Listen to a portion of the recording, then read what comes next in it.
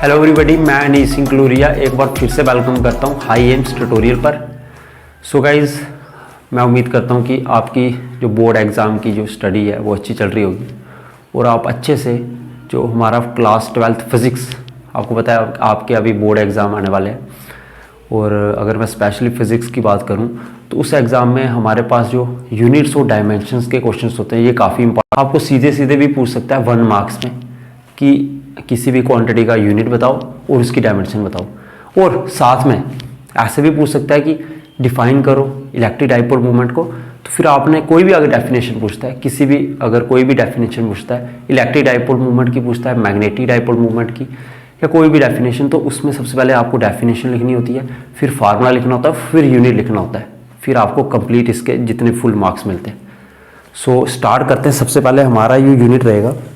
अगर मैं स्टार्ट करूं सबसे पहले तो हमारे पास है सबसे पहले कैपेसिटेंस। ये मेरे पास कैपेसिटेंस आपको पता है इसको डिनोट किससे करते हैं, सी से डिनोट करते हैं। और इसका यूनिट क्या होता है मेरे पास, फैरेड। इसका यूनिट आप लिख सकते हैं फैरेड। तो ये मेरे पास कैपेसिटेंस और फैरेड को एफ से डिनोट करते हैं। इसका यूनिट क्या आ गया मेरे पास, फैरेड। और अगर मैं इसके फार्मूले की बात करूं तो ये फार्मूला क्या होता है मेरे पास, C = हमारे पास Q/V होता है इसका फार्मूला। यहां से मैं अगर इसका दूसरा यूनिट में निकालूं तो एक तो यूनिट मेरे पास कैपेसिटेंस का हो गया फैरेड, एक यूनिट आप वो निकाल सकते हो चार्ज अपन हमारे पास पोटेंशियल है। चार्ज का यूनिट क्या होता है हमारे पास, कूलम। और पोटेंशियल का मीटर हमारे पास जो पोटेंशियल है इसका यूनिट क्या होता है, वोल्ट। तो कूलम पर वोल्ट, एक यूनिट मेरे पास ये हो गया। होपफुली आपको यहाँ तक पता चल गया होगा। अब मैं अगर नेक्स्ट यूनिट की बात करूँ तो मेरे पास है इलेक्ट्रिक डाइपोल मूवमेंट। तो अगर मैं नेक्स्ट यूनिट की बात करूँ मेरे पास कौन सा है, इलेक्ट्रिक डाइपोल मूवमेंट। सबसे पहले मैं बात करूँ इलेक्ट्रिक डाइपोल मूवमेंट, इसको किससे डिनोट करते हैं, P से डिनोट करते हैं। इसको इस तरह से इसको डिनोट करते हैं P से। और इसका क्या फार्मूला होता है मेरे पास, चार्ज इंटू ट्वाइस ए। चार्ज इंटू ट्वाइस से मतलब डिस्टेंस है। उसके बाद यहाँ पे अगर मैं इसकी यूनिट की बात करूँ तो चार्ज का यूनिट होता है कूलम और ट्वाइस से मेरे पास डिस्टेंस है, डिस्टेंस का होता है मीटर। तो इसका यूनिट क्या हो जाएगा, कूलम मीटर। होपफुली आपको यहाँ तक पता चल गया होगा। तो ये मेरे पास आ गया इलेक्ट्रिक डाइपोल मूवमेंट। एक हमारे पास मैग्नेटिक डाइपोल मूवमेंट भी होता है। ये हमारे पास इलेक्ट्रिक डाइपोल मूवमेंट, आगे मैग्नेटिक डाइपोल मूवमेंट को भी देखेंगे, उसका यूनिट देखेंगे। अब नेक्स्ट अगर मैं बात करूँ तो मेरे पास क्या है उसके, अब इलेक्ट्रिक डाइपोल मूवमेंट आ गया, कैपेसिटेंस आ गया, मेरे पास है इलेक्ट्रिक फ्लक्स। अब मेरे पास क्या है, नेक्स्ट यूनिट मेरे पास क्या है, इलेक्ट्रिक फ्लक्स। अगर मैं यहाँ पे बात करूँ इलेक्ट्रिक फ्लक्स की, एक मेरे पास इलेक्ट्रिक फ्लक्स होता है और एक मेरे पास मैग्नेटिक फ्लक्स होता है। इसको φE से डिनोट करते हैं, वैसे φ से डिनोट करते हैं लेकिन φE से मतलब इलेक्ट्रिक फ्लक्स। और अगर मैं φM लिखता तो मैग्नेटिक फ्लक्स। तो इसका यूनिट कैसे निकालना है, आपको पता है इलेक्ट्रिक फ्लक्स किसके इक्वल होता है, पढ़ा होगा आपने, उसमें गॉस लॉ में भी पढ़ा होगा। तो इसमें हमारे पास इलेक्ट्रिक फ्लक्स होता है इलेक्ट्रिक फील्ड इंटू एरिया के इक्वल। सीधे सीधे इलेक्ट्रिक फील्ड और एरिया की आप यूनिट निकाल दो, इलेक्ट्रिक फील्ड और एरिया के यूनिट को मल्टीप्लाई कर दो। आपको पता है इलेक्ट्रिक फील्ड का सबसे पहले मैं फार्मूला लिख देता हूँ, फोर्स/चार्ज F/Q0। ये इलेक्ट्रिक फील्ड का यूनिट, ये इलेक्ट्रिक फील्ड का फार्मूला होता है। इलेक्ट्रिक फील्ड का यूनिट क्या होगा, यहाँ से फोर्स का होता है न्यूटन और चार्ज का होता है मेरे पास कूलम। तो इलेक्ट्रिक फील्ड का यहाँ से यूनिट मेरे पास आ गया न्यूटन पर कूलम। और एरिया का यूनिट अगर मैं निकालूँ, यहाँ पे एरिया का यूनिट क्या होता है मेरे पास, एरिया का होता है हमारे पास लेंथ इंटू ब्रेथ और मीटर स्क्वायर। इलेक्ट्रिक फील्ड का भी यूनिट आ गया, एरिया का भी आ गया। अब मुझे निकालना किसका था, इलेक्ट्रिक फ्लक्स। इलेक्ट्रिक फ्लक्स का यूनिट कैसे निकालना है, इलेक्ट्रिक फील्ड और एरिया को मल्टीप्लाई कर दो तो क्या यूनिट आ जाएगा, न्यूटन मीटर स्क्वायर/कूलम। ये मेरे पास यूनिट हो गया किसका, यूनिट ऑफ φE। मतलब इलेक्ट्रिक फ्लक्स का यूनिट मेरे पास क्या हो गया, न्यूटन मीटर स्क्वायर/कूलम। अगर इसको फर्दर आगे सॉल्व करना चाहते हैं तो न्यूटन मीटर स्क्वायर/कूलम इनवर्स। होपफुली आपको यहाँ तक पता चला होगा। अब मैं अगर नेक्स्ट यूनिट की बात करूँ, अब नेक्स्ट यूनिट मेरे पास कौन सा है, नेक्स्ट क्वांटिटी मेरे पास कौन सी है, यहाँ पे हमने इलेक्ट्रिक फ्लक्स का यूनिट भी देख लिया और यहाँ पे साथ साथ इलेक्ट्रिक फील्ड का भी यूनिट देख लिया। ये भी आपको पूछ सकता है, लिख सकते हैं आप पूरा इलेक्ट्रिक फील्ड का यूनिट भी मैंने देख लिया। अब मैं आगे बात करता हूँ, मेरे पास क्या आ रहा है, रेजिस्टिविटी। रेजिस्टिविटी का यूनिट, ये सारे यूनिट्स जो हैं आपके एग्जाम में पूछे गए हुए हैं, प्रीवियस एग्जाम में सारे यूनिट पूछे गए हुए हैं, सीधे सीधे 1 मार्क्स में पूछ सकता है आपको। अब मैं आगे बात करता हूँ, मेरे पास रेजिस्टिविटी का यूनिट। सबसे पहले आपको रिलेशन पता होना चाहिए रेजिस्टेंस और रेजिस्टिविटी में। तो रेजिस्टेंस हमारा किसके इक्वल होता है, रो एल अपन ए के इक्वल होता है। सबसे पहले मैं यहाँ से रेजिस्टिविटी का फार्मूला, इसको मैं अगर सिंप्लीफाई करूँ तो मेरे पास क्रॉस मल्टीप्लाई करूँगा आर ए अपन एल आ जाएगा। रो मेरे पास किसके इक्वल हो गया, रेजिस्टिविटी किसके इक्वल हो गया, आर ए अपन एल। अब यहाँ से मैं इसका यूनिट निकालता हूँ, तो इसका यूनिट क्या हो जाएगा, रेजिस्टेंस का यूनिट होता है मेरे पास ओम, एरिया का यूनिट मेरे पास क्या होता है मीटर स्क्वायर, और लेंथ का यूनिट मेरे पास क्या होता है मीटर। ये मीटर से 1 मीटर कट जाएगा तो मेरे पास क्या यूनिट आ गया इसका, ओम मीटर। क्या यूनिट आ गया, अगर मैं पूरा लिखूँ तो ओम मीटर मेरे पास किसका यूनिट आ गया, रेजिस्टिविटी का। ओम को अगर आप सीधे फार्मूला में इसको सीधे इसके सिंबल ये होता है, तो ओम मीटर आ गया मेरे पास। तो सीधे अगर मैं रेजिस्टिविटी का यूनिट क्या होगा मेरे पास, ओम मीटर। ये भी काफ़ी इंपॉर्टेंट था। उसके बाद अगर मैं, और साथ साथ इनकी आप डायमेंशन भी निकाल सकते हो, अगर आपको डायमेंशन पूछता है तो डायमेंशन भी आप निकाल सकते हो। अब नेक्स्ट यूनिट मेरे पास है एप्सिलॉन नॉट, मतलब absolute permittivity of free space. ये होता है एप्सिलॉन, इसको इससे लिखते हैं, मैं एक बार लिख लेता हूँ, एब्सोल्यूट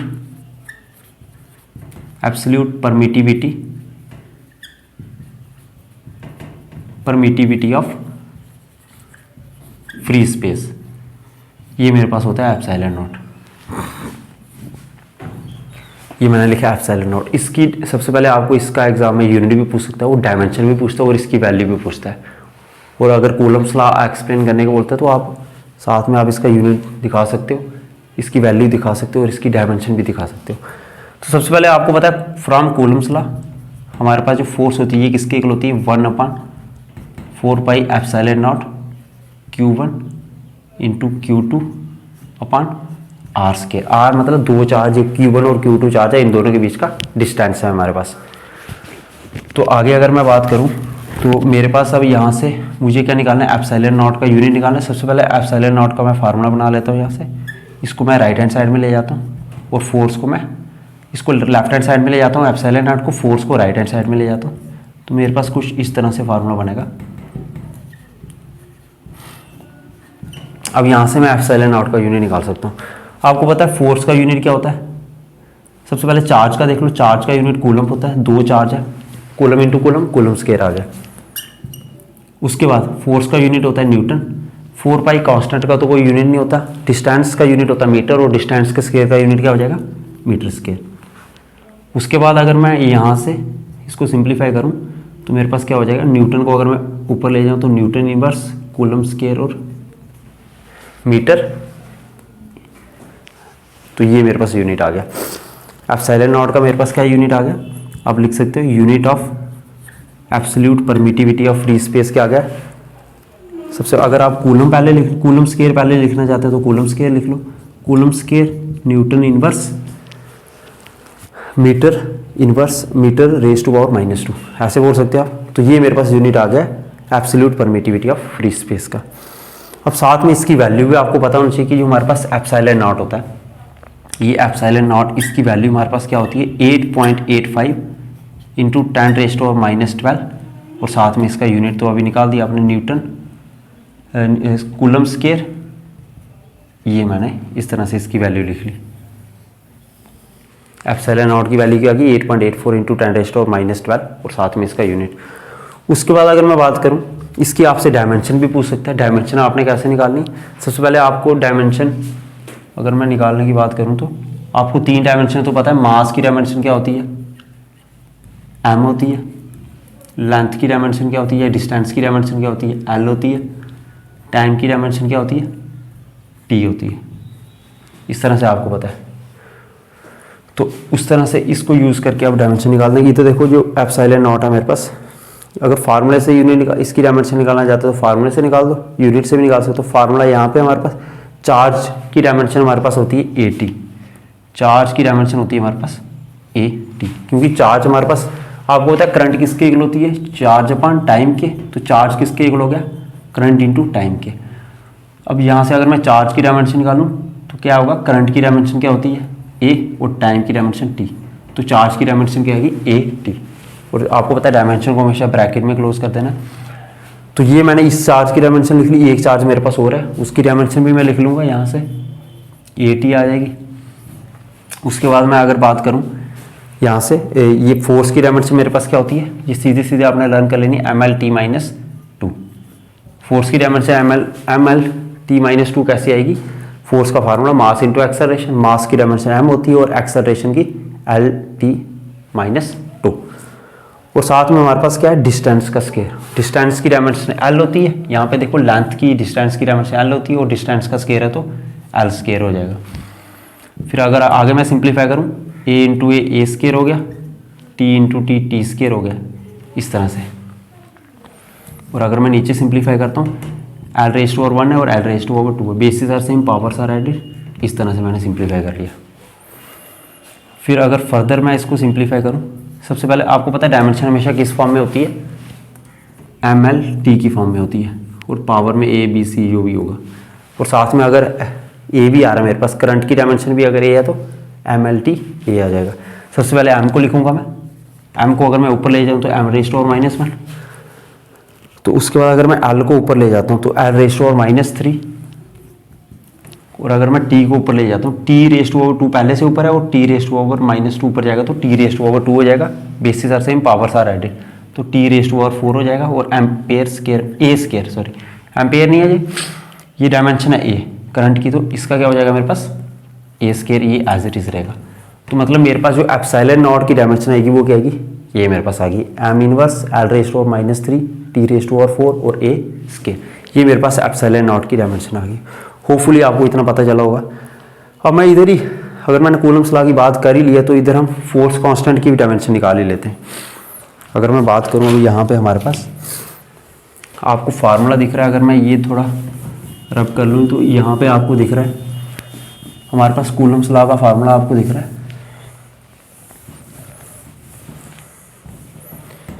यहाँ पे आपको ये फार्मूला मैंने कूलम्स लॉ का जो लिखा हुआ है, F equals to 1/4 pi epsilon naught Q1 Q2 upon r square. यहाँ से आपको पता है ये जो 1/4 पाई एप्सिलॉन नॉट होता है ये किसके इक्वल होता है, K के इक्वल होता है। और K क्या होता है मेरे पास, फोर्स कांस्टेंट होता है। ये मेरे पास अगर मैं इधर लिख लूँ K किसके इक्वल होता है मेरे पास, ये जो 1/4 पाई एप्सिलॉन नॉट है और इस K को क्या बोलते हैं, फोर्स कांस्टेंट। अब इसकी मुझे डायमेंशन निकालनी, इसका यूनिट निकालना है और इसकी वैल्यू भी आपको पता होनी चाहिए। तो सबसे पहले अगर इसके मैं यूनिट निकाल दूँ तो कैसे निकालूंगा, K इक्वल्स टू, इसको मैं यहीं पे रखूँगा, बाकी सारी जितनी मेरे पास क्वांटिटीज़ हैं, जितनी फिजिकल क्वांटिटीज़ हैं, ये चार्ज इसको मैं लेफ्ट हैंड साइड में ले आऊँगा, तो 4r square upon Q1 Q2।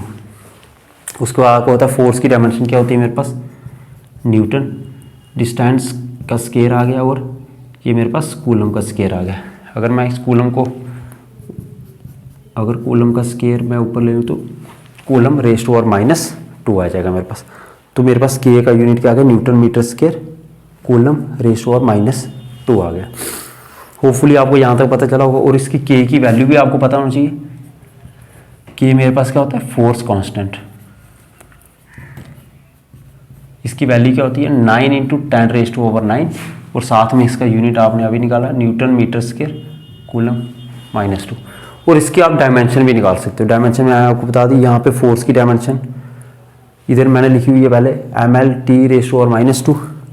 Distance की डायमेंशन l होती है और स्क्वायर है तो l स्क्वायर। चार्ज की डायमेंशन 80 होती है, इस चार्ज की भी 80 होगी। तो इस तरह से आप इसकी डायमेंशन निकाल सकते हो और कमेंट सेक्शन में एक बार ज़रूर बताना।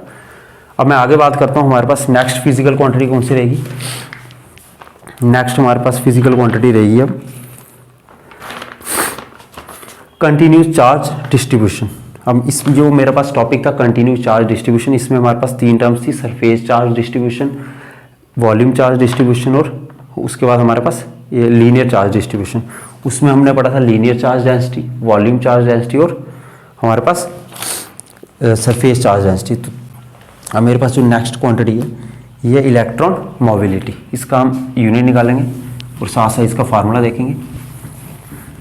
जब भी आपको एग्जाम में डेफिनेशन पूछेगा तो आपने उसका सबसे पहले फार्मूला, पहले तो उसको डिफाइन करना होता है।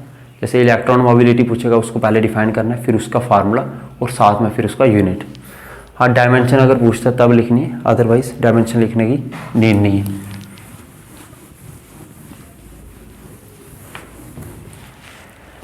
अब मेरे पास है इलेक्ट्रॉन मोबिलिटी। इलेक्ट्रॉन मोबिलिटी, और इसका फार्मूला क्या होता है मेरे पास, drift velocity upon electric field, drift velocity per unit electric field. आपको पता है ड्रिफ्ट वेलोसिटी क्या होती है, सीधे अगर यहाँ पे मैं सीधे बात करूँ तो ड्रिफ्ट वेलोसिटी, वेलोसिटी या वेलोसिटी का यूनिट क्या होता है हमारे पास, सीधे सीधे मीटर पर सेकंड। और इलेक्ट्रिक फील्ड हमारे पास किसके इक्वल होता था, फोर्स अपॉन चार्ज के, फोर्स का यूनिट न्यूटन और चार्ज का कूलम, न्यूटन पर कूलम। इस तरह से मेरे पास आ गया। अब मैं अगर न्यूटन को ऊपर ले जाऊं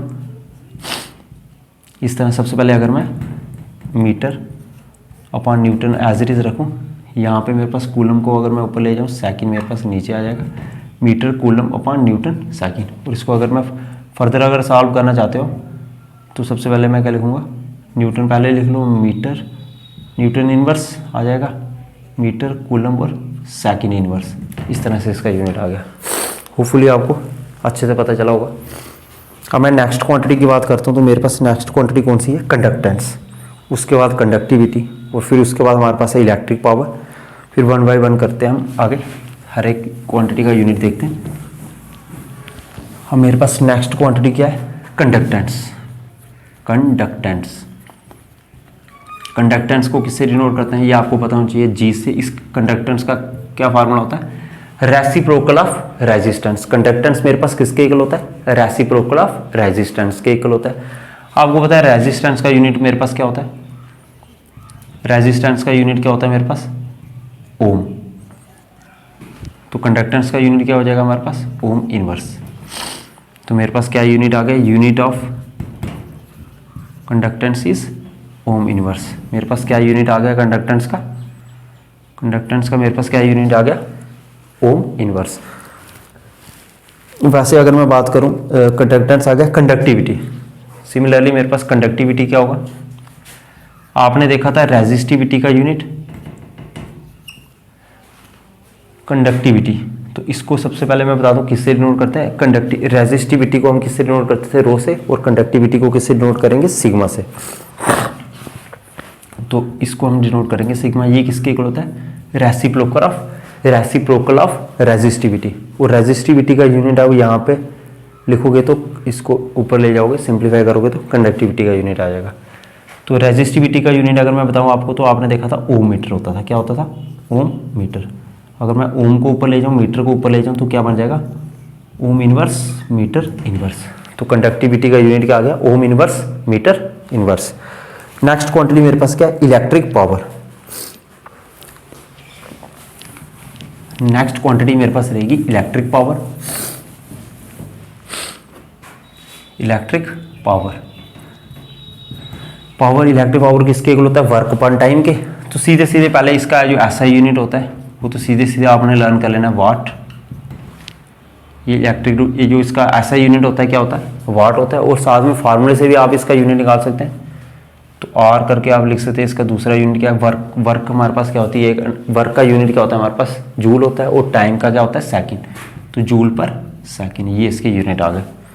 उसके बाद नेक्स्ट क्वांटिटी मेरे पास कौन सी रहेगी, अब मेरे पास नेक्स्ट क्वांटिटी आ गई magnetic field. Magnetic field, magnetic field सबसे पहले आपको पता होना चाहिए, मैग्नेटिक फील्ड को बी से डिनोट करते हैं।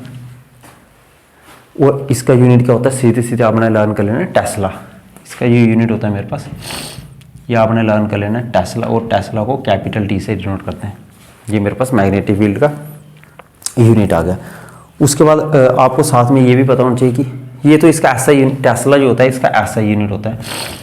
अगर आपसे CGS यूनिट भी पूछ लेता है तो CGS यूनिट भी आपसे निकाल सकते हैं। इसका CGS यूनिट सीधे सीधे लर्न कर सकते हो, गॉस। CGS यूनिट क्या होता है इसका, गॉस। और आपको ये भी पता होना चाहिए कि एक टेस्ला में कितने गॉस होते हैं, 10⁻⁴ गॉस होते हैं। पूरा लिख सकते हैं आप 1 टेस्ला, आप पूरा लिख लो यहाँ पे 1 टेस्ला इक्वल्स टू, हमारे पास जो 1 टेस्ला होता है इसमें कितने गॉस होते हैं, 10⁻⁴ गॉस होते हैं। उसके बाद मैं मेरे पास नेक्स्ट क्वांटिटी कौन सी रहेगी।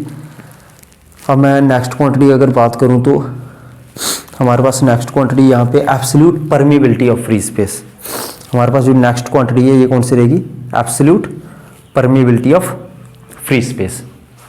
आपने absolute permittivity of free space पढ़ा था, लेकिन अब एब्सोल्यूट परमिबिलिटी है। दोनों का जो हमारे पास जो जिससे डिनोट करते हैं इसको, वो हमारे पास यहाँ पे अगर मैं देख रहा हूँ अब absolute permeability of free space, absolute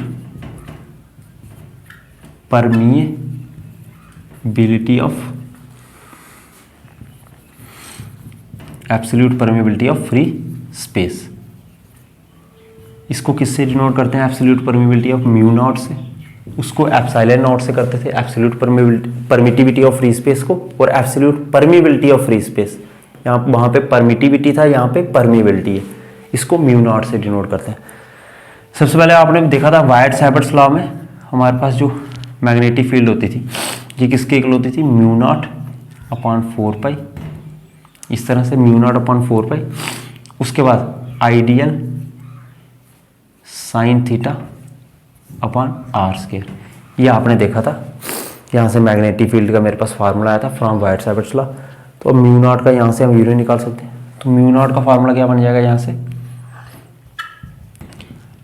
dp into r square upon I dl, ये मेरे पास स्मॉल एलिमेंट होता है dl। मैग्नेटिक फील्ड का यूनिट आपको पता है क्या होता है मेरे पास, टेस्ला। डिस्टेंस का स्क्वायर का यूनिट क्या होता है, मीटर का स्क्वायर। करंट का यूनिट क्या होता है, एम्पेयर। और स्मॉल एलिमेंट का यूनिट क्या होगा, मीटर। तो क्या यूनिट बन गया इसका, टेस्ला, ये कट गया metre, tesla metre A inverse. तो मेरे पास म्यू नॉट का यूनिट क्या आ गया, टेस्ला मीटर, क्या यूनिट आ गया मेरे पास म्यू नॉट का, टेस्ला मीटर ए इनवर्स। तो होपफुली आपको यहाँ तक पता चला होगा, कोई डाउट नहीं होगा। और सीरियसली अगर मैं बात करूँ तो यहाँ पे जो मेरे पास म्यू नॉट अपॉन 4 पाई होता है, ये जो मेरे पास म्यू नॉट अपॉन 4 पाई, इसकी वैल्यू क्या होती है, 10⁻⁻⁷। इसकी वैल्यू मेरे पास क्या होती है, 10⁻⁻⁷। और अगर मैं 4 पाई को इसके साथ मल्टीप्लाई कर दूँ तो म्यू नॉट की वैल्यू क्या आ गई मेरे पास, 4 पाई इंटू 10⁻⁷। और साथ में इसका यूनिट आप लिख सकते हो टेस्ला मीटर ए इनवर्स। साथ में मेरे पास इसका यूनिट क्या आ गया, tesla metre A inverse. Mu naught का ये मेरे पास वैल्यू होती है म्यू नॉट की 4 पाई इंटू 10⁻⁷। पाई की वैल्यू तो आपको पता है 22.7 होती है। तो साथ में 4 pi into 10⁻⁷ tesla metre A inverse. So guys मैं उम्मीद करता हूँ आपको आज का सेशन काफ़ी पसंद आया होगा। फिर भी अगर आपका कोई डाउट है तो आप कमेंट सेक्शन में एक बार ज़रूर पूछ लेना। और बाकी भी जो इंपॉर्टेंट लेक्चर्स हैं क्लास 12th फिजिक्स के, जो स्पेशली फॉर जेके वो स्टूडेंट्स जो बोर्ड एग्ज़ाम के लिए, JNK बोर्ड एग्ज़ाम के लिए जितने भी इंपॉर्टेंट लेक्चर्स हैं फिजिक्स के, इंपॉर्टेंट क्वेश्चंस हैं, प्रीवियस ईयर क्वेश्चन पेपर हैं, कुछ क्वेश्चन पेपर हमने सॉल्व किए हैं, तो आप एक बार प्लेलिस्ट में जाना, वहाँ पे आप देख सकते हैं और बेनिफिट ले सकते हैं। बाकी हमारा जो टेलीग्राम ग्रुप है वो हाई एम्स ट्यूटोरियल नाम से है, Instagram Facebook high AIIMS tutorial नाम से, तो आप ज्वाइन कर सकते हो। Thank you.